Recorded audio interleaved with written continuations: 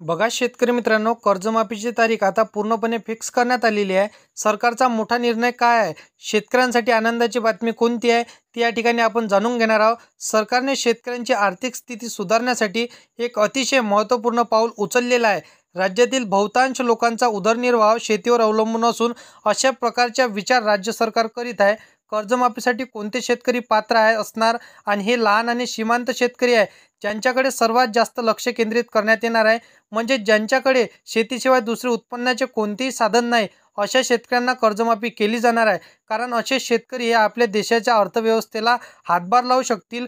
परंतु या 2025च्या कर्जमाफीच्या अटी शर्तीमध्ये तुम्हाला इथं बसायचं असेल तर 5 ते 6 गोष्टी तुम्ही लक्षात जेणेकरून ठेवल्या तर तुम्हाला या कर्जमाफीचा डायरेक्ट फायदा होणार आहे. आणि जसं की कर्जमाफीच्यासाठी कोणते जिल्हे पात्र असणार आहे, कोणत्या जिल्ह्यांची कर्जमाफी होणार आहे आणि किती लाखापर्यंत सरसकट कर्जमाफी केली जाणार आहे, संपूर्ण माहिती जाणून घेऊया आजच्या व्हिडिओमध्ये.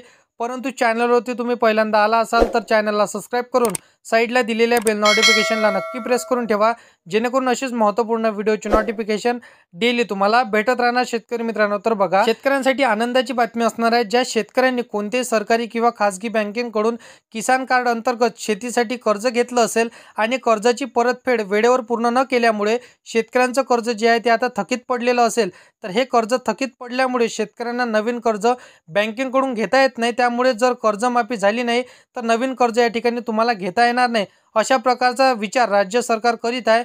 कर्जमाफीसाठी कोणते शेतकरी पात्र असणार, जे लहान आणि सीमांत शेतकरी आहे, ज्यांच्याकडे सर्वात जास्त लक्ष केंद्रित करण्यात येणार आहे. म्हणजे ज्यांच्याकडे शेतीशिवाय दुसरं उत्पन्नाचे कोणतेही साधन नाही, अशा शेतकऱ्यांना कर्जमाफी केली जाणार आहे.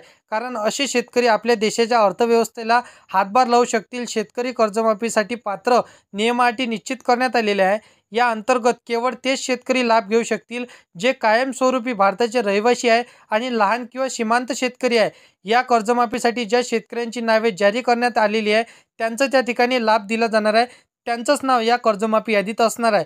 कर्जमाफी करण्याबद्दल सरकारकडून जेव्हा सूचना देण्यात येईल त्या ठिकाणी तुम्हाला लगेच अर्ज करावा लागेल. कारण कर्जमाफी करण्यासाठी शेतकऱ्यांची पात्रता चेक केली जाते. त्यामुळे कर्जमाफीसाठी अर्ज करणं बंधनकारक असतं. काही वेळा डायरेक्ट डीबीटीच्या द्वारे इथं अर्ज न करता कर्जमाफी केली जाते. सरकारकडून शेतकऱ्यांच्या कर्जमाफी योजनेसाठी संचलित म्हणजे ऑटोमॅटिकली पद्धतीने लागू केली जाते.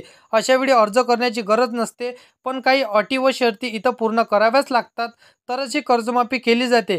कारण शासनाकडे पूर्ण माहिती असेल तरच ही कर्जमाफी डायरेक्ट पद्धतीने होणार आहे.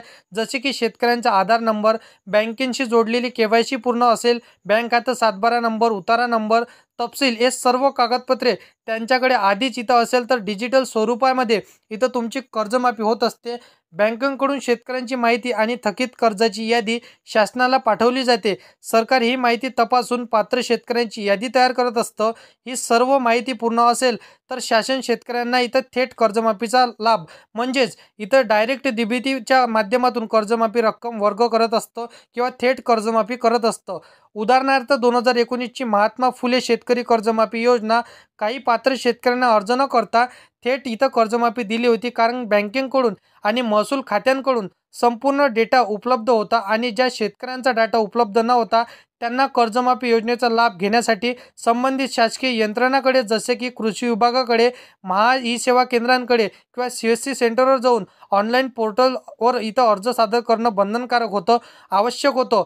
जसं की तुमची माहिती सरकारकडे चुकीची असेल तर या शेतकऱ्यांसाठी काही आवश्यक कागदपत्रे जमा करावी लागली होती आणि शेतकऱ्यांची नोंदणी क्रमांक, कर्जाशी संबंधित कागदपत्रे, बँक खात्याची तपशील, रहिवासी प्रमाणपत्र, आधार कार्ड, जमिनीशी संबंधित मूळ कागदपत्र आणि मूळ अर्जाचं प्रमाणपत्र यांचा समावेश असतो. कारण की कागदपत्रे तुमच्याकडे असणे आवश्यक असते. कारण की शेतकऱ्यांकडे ही कागदपत्र नसते आणि ही कागदपत्र शेतकऱ्यांकडे काढण्यासाठी भरपूर टाईम इथं त्यांना लागत असतो. या ठिकाणी जेव्हा कर्जमाफी अर्ज करण्यासाठी टाईम दिला जात असतो तेव्हा या ठिकाणी कर्जमाफी कागदपत्र नसल्यामुळे हे अर्ज करू शकत नाही आणि त्यांना कर्जमाफीपासून वंचित राहावं लागतं.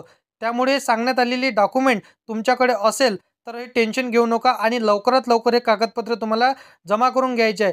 जेणेकरून कोणतीही कागदपत्र तुमच्याकडे नसेल तर लवकरात लवकर काढून घ्या. कारण कर्जमाफीची घोषणा कधीही केली जाऊ शकते. कारण कर्जमाफीसाठी मोठ्या प्रमाणात हालचाली सुरू आहेत आणि हाच म्हणजेच कर्जमाफीसाठी लागणारा जो निधी आहे तो आता सरकारकडे उपलब्ध आहे. बाकी कर्जमाफीबद्दल काही नवीन अपडेट येईल तर तुम्हाला या चॅनलवरती पाहायला मिळणार आहे. या चॅनलला सबस्क्राईब करून साईडला दिलेल्या बेल नोटिफिकेशनला नक्की प्रेस करून ठेवा, जेणेकरून अशीच महत्त्वपूर्ण व्हिडिओची नोटिफिकेशन डेली तुम्हाला भेटत राहणार शेतकरी मित्रांनो. तर व्हिडिओ आवडला असेल तर व्हिडिओला लाईक करा, तुमच्या मित्रमैत्रिणींना व्हिडिओ नक्कीच शेअर करा. तर मित्रांनो चला येऊया नेक्स्ट व्हिडिओमध्ये.